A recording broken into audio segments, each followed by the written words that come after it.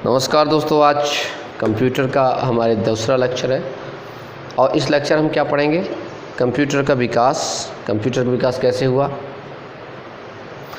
ठीक है, ये सब चीज़ों को देख करके बात करेंगे हम। ठीक है, कल हमारे जो पिछला लेक्चर था उसमें हमने पढ़ा था कंप्यूटर क्या है, कंप्यूटर क्या क्या कार्य करता है, कंप्यूटर सिस्टम क्या है, कंप्यूटर सिस्टम के मुख्य क्या है, कंप्यूटर से संबंधित तथ्य लगभग 4 से 5 टॉपिक जो पॉइंट थे उसको हमने क्लियर किया था। आज का जो हमारा विषय है वह है कंप्यूटर का विकास, जिसे हम कहते हैं evolution of computer. So definitely this is the most important, और मुझे ऐसा लगता है कि ये आपके एग्ज़ाम के लिए आएगा नहीं, लगता नहीं है ही, क्योंकि आपके दिल्ली पुलिस के एग्ज़ाम में तो है ही।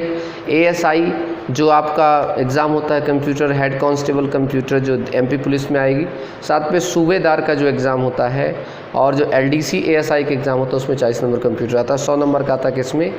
कंप्यूटर हेड कांस्टेबल जो आता है पुलिस में। ठीक, दिल्ली पुलिस में तो आता ही आता है। चलिए शुरू करते हैं कंप्यूटर के विकास की। तो सबसे पहले एक ईयर याद नोट करिए कंप्यूटर के विकास में।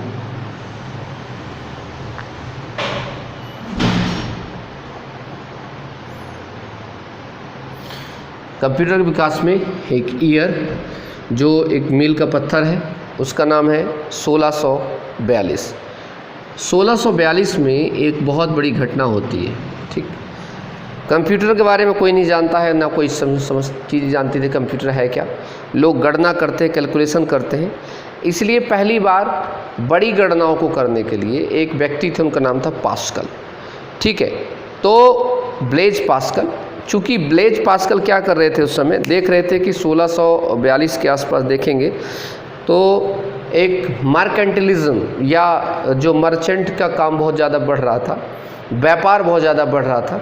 और आपको पता है कि हर दुकान में एक मुंशी या एक राजा के पास मुंशी या कहीं न कहीं एक मुंशी बैठा करता था। मुंशी का क्या काम होता था? मुंशी काम होता था कि ज़्यादा से ज़्यादा क्या करना, वो कैलकुलेशन करे, क्योंकि जब तक वो कैलकुलेशन नहीं करता था तब तक वो समस्याएं होती थी। पास्कल ने सोचा कि बड़ी बड़ी संकल्पनाएं करने के लिए, बड़ी बड़ी गणनाएं करने कुछ ना कुछ अच्छा होना चाहिए। तो उन्होंने क्या किया, एक गणना करने वाली मशीन बनाया, उसका नाम लिखा उसमें पास्कलाइन। तो इस मशीन का क्या नाम हुआ? पास्कल के द्वारा ब्लेज पास्कल पास्कलाइन बनाया गया, और यहीं से एक मील का पत्थर साबित होता है क्या? कंप्यूटर की इतिहास का। अब यहाँ से शुरू होता है, जैसे पास्कलाइन बनाया गया तो पास्कलाइन बहुत दिन तक चला, कोई दिक्कत नहीं। इसके बाद एक व्यक्ति हुए, अंग्रेज थे। ठीक है, ये पहले फ्रांसीसियों ने किया, उसके बाद अंग्रेज थे, ब्रिटिश से, उनका नाम था, गणितज्ञ थे। इन्होंने सोचा कि कुछ ऐसी मशीन बनाया जाए जो बहुत ज़्यादा अच्छा काम करे, पास्कलाइन से भी काम करे। उनका नाम था चार्ल्स बेबेज। तो चार्ल्स बेबेज ने वाष्प चलित गणना करने वाली एक मशीन बनाया। ठीक है, वाष्प चलित का मतलब क्या है, याद रखिएगा, एक ऐसी मशीन का निर्माण करना चाहते थे, क्योंकि उस समय लंदन में आप देखेंगे तो औद्योगिकरण हो चुका था। औद्योगिकरण में क्या है कि बहुत ज़्यादा गणना की आवश्यकता पड़ती थी, बहुत ज़्यादा ऐसी मशीनों की आवश्यकता पड़ी जिसको हेल्प कर सके। इसलिए चार्ल्स बेबेज ने एक विश्लेषणात्मक इंजन का विकास किया। चार्ल्स बेबेज को ही कंप्यूटर का जन्मदाता कहा जाता है, क्योंकि ये बहुत महत्वपूर्ण थे। इसके बाद जब चार्ल्स बेबेज आए तो चार्ल्स बेबेज जो थे वो काफ़ी इम्पोर्टेंट माने जाते हैं, चार्ल्स बेबेज। ठीक, क्यों? क्योंकि देखिए चार्ल्स बेबेज का काम क्या है, चार्ल्स बेबेज चाहते थे कि एक ऐसा डिफरेंस इंजन बनाया जाए जो कि ज़्यादा से ज़्यादा गणना कर सके, ज़्यादा से ज़्यादा एनालिटिकल हो सके, और फैक्ट उसमें ज़्यादा हो, त्रुटियाँ कम हो। याद रखना, अभी भी कोई ऐसा कंप्यूटर नहीं बना जिसमें 100% जो है त्रुटि ना हो, मतलब 100% एकदम ट्रू हो। कुछ ना कुछ कमियां हैं, चाहे भले आप सुपर कंप्यूटर डालें तब भी उसमें भी कुछ ना कुछ कमियां हैं। अभी इसलिए जो उसका विकास है चल रहा है। इसके बाद वर्ष आता है 1890 का। अब 1890 में ये जब इनका काम हो गया तो 1890, देखिए कई साल बीत गए, चार्ल्स बेबेज के द्वारा बनाया गया कंप्यूटर ही काम कर रहा था। धीरे धीरे करके एक व्यक्ति आए, उन व्यक्ति वो एक महान ऐसा व्यक्ति जिसने देखा कि कंप्यूटर में बहुत कुछ कमियां हैं, इसको थोड़ा और इम्प्रूव किया जाए। उनका नाम था हरमन हॉलेरिथ। याद रखना, हरमन हॉलेरिथ, हरमन हॉलेरिथ। अब देखिए, हरमन हॉलरिच चाहते थे, एक ही चीज़ चाहते थे कि क्या किया जाए। उन्होंने एक पंच कार्ड बनाया। क्या बनाया? Punch card. पंच कार्ड का मतलब क्या है? जिस पे क्या है, कोई भी कैलकुलेशन करो तो वो जो गणना है, जो काउंटिंग है, उसको क्या कर सके, सेव किया जा सके। ये इंपॉर्टेंट। कंप्यूटर में पहले ये चीज़ नहीं थी कि भाई सेविंग के सिस्टम। तो ये इन्होंने क्या किया, पंच कार्ड, हरमन जो हॉलरिच थे, इन्होंने एक पंच कार्ड बनाया जो कि क्या करता था, कुछ नहीं, उसको सेव भी करने की कोशिश करता था कि जो गणना हो, जो भी कैलकुलेशन हो, उसको सेव किया जा सके, स्टोर किया जा सके। ये चीज़ें चलती रहीं, इन दोनों को मिला दिया गया, कंप्यूटर का और ज़्यादा डेवलपमेंट हुआ। धीरे धीरे हम चलते आए, कोई दिक्कत नहीं हुई। अब जब बात आती है हमारे 20वीं शताब्दी की, अर्थात 1936 में, तो वर्ष 1936 की बात है। वर्ष 1936 में आपको पता है, अमेरिका हो या बड़े बड़े जगहों पर, स्टॉक एक्सचेंज से बहुत सारी जगहों पर बड़े बड़े कंप्यूटर की नीड होने लगी। तो इन्होंने क्या किया, एक व्यक्ति थे एलन ट्यूरिंग। क्या नाम याद रखना, एलन ट्यूरिंग। ठीक, एलन ट्यूरिंग ने क्या किया, एक ऐसी मशीन के बारे में सोचा जिसका नाम ही रखा ट्यूरिंग मशीन। अब ट्यूरिंग मशीन का विकास आधुनिक कंप्यूटर की मूल अवधारणा यहीं शुरू होती है, क्योंकि जो हमारा मॉडर्न कंप्यूटर है, एलन ट्यूरिंग के ही बेस पर चीज़ें हैं। इसके पहले जो था वो आधुनिक कंप्यूटर नहीं था, बल्कि आधुनिक कंप्यूटर की जो संकल्पना है, आधुनिक कंप्यूटर की जो थिंकिंग है, वो एलन ट्यूरिंग से शुरू होता है। एलन ट्यूरिंग साहब ने क्या किया कि एक ऐसी मशीन बनाई जो कि आज वर्तमान युग के हिसाब से उसको सही कैपेबल बना सके, उसके अंदर कुछ ऐसे स्टोरेज के साथ साथ बहुत सारे ऐसे फंक्शंस डाले ताकि उसको सही उपयोगी बना सके। खैर ये चलता रहा, इसलिए हम जब भी आपसे क्वेश्चन पूछा जाए कि आधुनिक कंप्यूटर का जनक कौन है, तो एलन ट्यूरिंग है, इतना याद रखना प्लीज़। ये रहे आधुनिक कंप्यूटर के जनक। और चार्ल्स बेबेज को कंप्यूटर का जनक। ठीक, यहाँ से 2 क्वेश्चन बन सकते हैं। हो सकता है आप लोगों से पूछ लेगा आधुनिक कंप्यूटर जनक, तो आप लोग इनको भूल करके बेबेज को कर दोगे, वहीं पर हमारा क्वेश्चन क्या हो जाएगा, गलत हो जाएगा। इसके बाद आगे बढ़ते हैं। समय आता है वर्ष 1944 का, द्वितीय विश्व युद्ध के, आप पता है, दौरान ही की बात है। एक व्यक्ति थे, जब पूरा का विश्व युद्ध में लगा हुआ था पूरा विश्व, तो एक व्यक्ति अपनी रातों को नींद हराम करते हुए और क्या कर रहा था, कंप्यूटर पे आविष्कार कर। याद रखना, वैज्ञानिक बहुत खतरनाक होता है। ठीक, वैज्ञानिक एक साधु होता है। मेरे नज़र में वैज्ञानिक एक साधु, एक संत है जो अपनी तपस्या करता है और अपनी तपस्या से पूरे जगत को क्या करता है, पूरा लाभान्वित करता है। तो ये व्यक्ति हुए, स्वचालित एक नियंत्रित कैलकुलेटर बनाया गया जिसका नाम हुआ मार्क 1 बन करके तैयार हुआ। पहली बार मार्क 1 बन करके तैयार हुआ, ऑटोमेटिक। ठीक है, एक प्रकार का कैलकुलेटर था। और अभी तक जितनी भी मशीनें बनी 1642 से यहाँ तक के लिए कोई भी स्वचालित नहीं थी। जितनी मशीनें थी, जितनी भी चीज़ें थी, इसमें कहीं भी कोई स्वचालित का कोई सिस्टम नहीं था। जितनी भी सारे सिस्टम था, खुश रहो बेटा, देखिए, ये जितनी भी मशीनें थी, ये कैसी थी, ऑटोमेटिक नहीं थी। ये पहली बार ऐसा कैलकुलेटर लेके आया गया जो क्या हुआ, अनुक्रम नियंत्रित था। अनुक्रम का मतलब हुआ एक तरीके के साथ, एक वाकई वर्ग के साथ था, और मार्क 1 बनकर तैयार हुआ। जब 1945 का वर्ष आया, जब 1944 में ये सब देखा गया मार्क 1 को, तो 5वां एक बड़ा काम हुआ, क्या, 1945 का। 1945 में एक बहुत बड़ा काम हुआ। उस काम का क्या हुआ, उस पर गणितज्ञ थे, उनका नाम था जॉन वॉन न्यूमैन। ये जो जॉन वॉन न्यूमैन थे, ये बहुत महत्वपूर्ण व्यक्ति, ध्यान रखना, कंप्यूटर के क्षेत्र के। भले ही आपको ना पढ़ाया जाता हो या आपने ना पढ़ा हो कंप्यूटर के विकास में, अगर आपने किसी ने ढंग का पढ़ा हो जानते होंगे, जॉन वॉन न्यूमैन ये पहली बार स्टोर्ड प्रोग्राम की अवधारणा पर, इन्होंने कहा कि एक प्रोग्राम इसमें इंस्टॉल करो भैया। ठीक है, जॉन वॉन, ठीक है, जॉन वॉन, इनको याद रखना।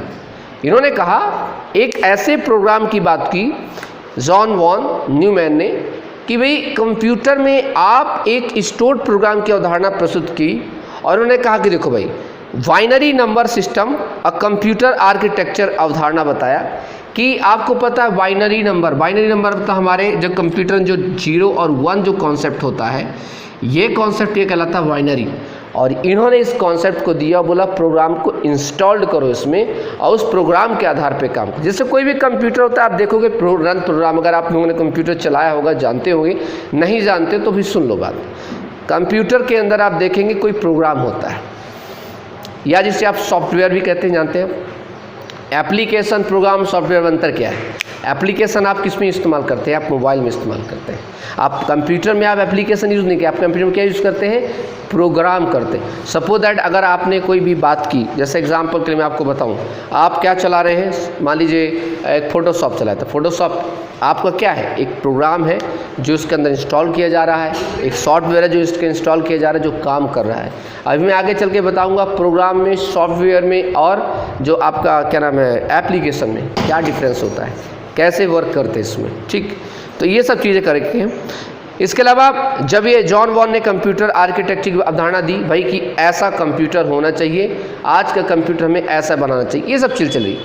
1946 में एक कॉन्सेप्ट निकल के आता है, ठीक। 1946 में एक और कॉन्सेप्ट निकल के आता है। उस कॉन्सेप्ट में क्या होता है? उस कॉन्सेप्ट में बात की जाती है कि electronic numerical integrated and calculator, जिसे हम कहते हैं ENIAC। याद रखना, क्या बोला मैंने? ENIAC, इलेक्ट्रॉनिक, ई से मतलब क्या हुआ बेटा? इलेक्ट्रॉनिक न्यूमेरिकल इंटीग्रेटर, आई से इंटीग्रेटर और ए से होता है आपका एंड और सी से कैलकुलेटर। ये एक इसका निर्माण हुआ पहली बार, मतलब पहली बार इलेक्ट्रॉनिक कंप्यूटर था जो सामान्य उद्देश्यों के प्रयोग के लिए बढ़ाया गया, और यहाँ से काफ़ी लोगों तक कंप्यूटर की पहुँच धीरे धीरे शुरू हुई। लोगों के बीच में कंप्यूटर लोकप्रिय होने लगा, कंप्यूटर के काम को इस्तेमाल किया जाने लगा, अमेरिका वगैरह में बहुत ज़्यादा इसका इस्तेमाल किया जाने लगा। बात चलती रही, कोई दिक्कत नहीं। हमारा एक डेट आई जब देश हमारा आज़ाद हुआ, और जब हम आज़ाद हुआ, जब हम खाने पीने के लिए लड़ रहे थे कि देश में कुछ खाने पीने की चीज़ें हों, पाकिस्तान और भारत आपस में एक दूसरे को चीज़ें चल रही थी, तब एक व्यक्ति थे बहुत ही आविष्कारक, बहुत जनक, जिन्होंने कंप्यूटर की दुनिया को ही बदल के रख दिया। 1947 याद रखना बेटा, वो डेट याद रखो, 1947 वो डेट थी जिस डेट में देश हमारा आज़ाद हो रहा है, और इधर देश दुनिया लड़ रही है, झगड़ रही है, बाकी चीज़ चल रही हैं। और ये व्यक्ति क्या कर रहे हैं? बेल लेबोरेटरी जो थी, एक व्यक्ति, बेल लेबोरेटरीज, ट्रांजिस्टर का आविष्कार किया गया। ट्रांजिस्टर का आविष्कार एक ऐसा आविष्कार है जहाँ से पूरी की पूरी कंप्यूटर की दुनिया बदल गई, क्योंकि ट्रांजिस्टर एक ऐसा पॉइंट होते हैं, आप सब ने अगर साइंस पढ़ी होगी तो आपको पता है कि ट्रांजिस्टर के बिना आजकल, ठीक है, पुराने ज़माने को छोड़ो, अभी भी ट्रांजिस्टर के बिना जो, क्योंकि यही ट्रांसमिशन का काम करते हैं, और ये नहीं थे जिसकी वजह से कंप्यूटर अपने आप में बहुत बड़ा अधूरा था। तो इन्होंने क्या किया, बेल लेबोरेटरीज के द्वारा एक काम किया गया कि ट्रांजिस्टर का आविष्कार किया, इसमें कंप्यूटर लगने वाले जो वैक्यूम ट्यूब, इतना बड़ा वैक्यूम ट्यूब हुआ करता था, आपको पता होना चाहिए, जिसने कंप्यूटर के साइज़ को भी बड़ा कर रखा था, बाकी चीज़ कर रखी थी। कभी आपने पुराना टीवी देखा होगा तो आपने देखा होगा एक पूरा इतना बड़ा, ऐसे पूरा एक बड़ा सा एक ट्यूब लगा होता था और फिर टीवी होती थी। उस वही ट्रांजिस्टर आने के बाद से वैक्यूम ट्यूब हटाया गया, अब LED, प्लाज्मा, अब धीरे धीरे कर खींची आने लगी, ठीक है, बड़ा आविष्कार हुआ भाई, ठीक। तो 1947 में, ठीक है, हमें क्या रखना है, बेल लेबोरेटरीज के द्वारा किया गया, ठीक है, किसका निर्माण? ट्रांजिस्टर का निर्माण किया गया, और इसी ट्रांजिस्टर ने क्या किया, वैक्यूम ट्यूब की जगह ली, और यहाँ से शुरू होता है एक नया सिस्टम। तो उम्मीद करता हूँ आपकी चीज़ समझ में आई होगी। देखिए मैं 6 पॉइंट में इसको समझाने का प्रयास किया, कंप्यूटर के विकास को। सबसे पहले बताया मैंने, बेटा ये गेट के पास कुछ रख दो, गेट खोल, गेट के पास कुछ रख दो, उसमें कंप्यूटर के विकास की चर्चा की। सबसे हमने बात किया कि जो हमारे पास्कल जी के द्वारा एक 1642 में पास्क लाइन बनाया गया, और पास्क लाइन के बाद कुछ दिनों बाद जो हमारे 1644 के आसपास लगभग चार्ल्स बेबेज थे, उन्होंने एक कंप्यूटर की अवधारणा रखी कि हाँ भाई कंप्यूटर कुछ ऐसा है। तो उन्होंने उसको, हम इसीलिए चार्ल्स बेबेज को कंप्यूटर का जनक कहा जाता है। ये चीज़ चलती रही 1890 में, जो हमारे हरमन हॉलेरिम है, ठीक है। इन्होंने एक पंच कार्ड बनाया जिसकी कोई चीज़ को क्या किया सके, स्टोरेज किया सके। उसके बाद आए एलन ट्यूरिंग आए, इन्हें हम आधुनिक कंप्यूटर के जनक कहते हैं क्योंकि इन्होंने आधुनिक कंप्यूटर के आधार से रखी। उसके बाद मार्क 1 बनाया गया 1944 में, और 1945 में जॉन वॉन के द्वारा एक बहुत बड़ी एक अवधारणा लेके आई गई। आपको पता है, मैंने बताया आपको कि कंप्यूटर को गणना के द्वारा एक प्रोग्राम के द्वारा इंस्टॉल करने के लिए बात की गई। उसके बाद आए हमारे क्या, बाइनरी सिस्टम, इसी में आया। उसके बाद 1946 में आया ENIAC, जिसको हम कहते हैं इलेक्ट्रॉनिक, आपको बता चुके, electronic numerical integrated and calculator, मतलब इसके अंदर इलेक्ट्रिक से चलने के लिए सिस्टम लाया गया। उसके बाद हमारा आया 1947 का, जिसमें हमने चर्चा की किसके बारे में, बेल लेबोरेटरीज़ के बारे में, जिन्होंने ट्रांजिस्टर का आविष्कार किया। और ट्रांजिस्टर के आने से क्या हुआ, आपका जो एक कंप्यूटर में लगने वाला जो वैक्यूम ट्यूब है वो हट गया और एक सिस्टम है। ठीक, यहाँ तक समझ में आया? चलिए, शानदार। कितने पॉइंट? 7। हाँ बेटा, पानी ले लो।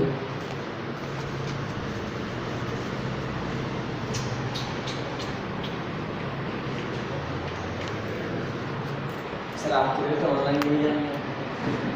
7 के बाद 8 कहाँ ऑनलाइन? नहीं, रिकॉर्ड हो रही वीडियो। नेटवर्क की इश्यू होता है, इसलिए वीडियोस को हम क्या करते हैं, रिकॉर्ड कर देते हैं। कई बार लाइव चल रहा होता है, अभी लाइव जाने वाला था लेकिन रिकॉर्ड हो रही है। ठीक, उसके बाद एक बहुत महत्वपूर्ण घटना हुई 1951 में। 1950 में देखिए, 50 में एक लैंग्वेज आई फोरट्रैन, सुना होगा आप लोगों ने, फोरट्रैन, FORTRAN, इसको याद रखना। 1950 में FORTRAN,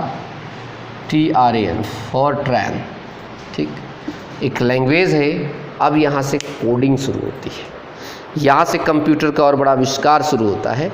और जब फोरट्रैन भाषा का विकास हुआ, भाषा क्या होती है याद रखना, मैं जो बोल रहा हूँ कंप्यूटर नहीं समझता, कंप्यूटर अपनी भाषा समझता है। कभी किसी वेबसाइट बनाने वाले के पास चले जाना, वो पता नहीं अल्फ़ा बीटा गामा पता नहीं क्या क्या लिख के रहता है, हैशटैग क्या क्या लगाता रहता है ना, कभी देखना उसके अंदर। कंप्यूटर मशीन की भाषा समझता है, अब मशीन की भाषा को अपनी भाषा देना हमारा कर्तव्य है। ठीक, समझ रहे ना, कंप्यूटर की अपनी भाषा, उसे मशीन की भाषा कहते हैं। बहुत सारे कॉबॉल है करके हैं, बहुत सारी एडवांस और बेसिक भाषाएं होती हैं। तो ये पहली बार 1950 में एक भाषा आई फोरट्रैन, और उसी के आधार के बाद 1951 में 1950 से 1951 में एक सिस्टम डेवलप किया गया, और इस पे यूनिवैक, इसको याद रखना, UNIVAC, यूनिवैक है क्या? यूनिवैक एक निर्माण हुआ कंप्यूटर का, जिसे हम कहते हैं यूनिवर्सल ऑटोमेटिक कंप्यूटर। अब यहाँ से ऑटोमेटिक कंप्यूटर का एक आधार से लगे यूनिवर्सल, ठीक है, यूनिवी का यूनिवर्सल ऑटोमेटिक कंप्यूटर का निर्माण हुआ। इसे हम एकॉर्ड मैकली कंप्यूटर कॉर्पोरेशन द्वारा डिज़ाइन किया गया, और पहली बार ये वाणिज्यिक कंप्यूटर था, बेचने के लिए, व्यापार करने के उद्देश्य से पहली बार। तो इस कंप्यूटर को कहा गया हमारा क्या, सिस्टम। इसके बाद रखते हैं हम US प्रेसिडेंट, जो हमारे इलेक्शन परिणामों के बाद भी इसकी पहली बार उपयोग हुआ, इसलिए इसको याद रखते हैं। यहाँ से अमेरिका ने भी US प्रेसिडेंट, मतलब अमेरिका के राष्ट्रपति के चुनाव परिणाम को जारी करने के लिए बाकी चीज़ों का उपयोग किया गया, इसलिए काफ़ी इम्पॉर्टेंट हुआ यहाँ से, और काफ़ी लोग इसको जानने लगे। क्योंकि जब भाई US का जो हमारा प्रेसिडेंट इलेक्शन परिणामों के पूर्वानुमान या जनगणना में किया गया, तो बड़ी बात हो गई, पूरे दुनिया में खबर फैली कि पहली बार की इलेक्शन का जो जनगणना है वो किसके द्वारा की जा रही है, कंप्यूटर के द्वारा। तो उस कंप्यूटर का नाम क्या था, उसका नाम था यूनिवैक। ठीक, और इसी को कहा जाता है यूनिवर्सल ऑटोमेटिक कंप्यूटर।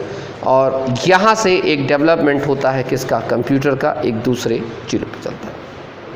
ठीक है, तो अभी तक हमने कंप्यूटर किया 1951 तक।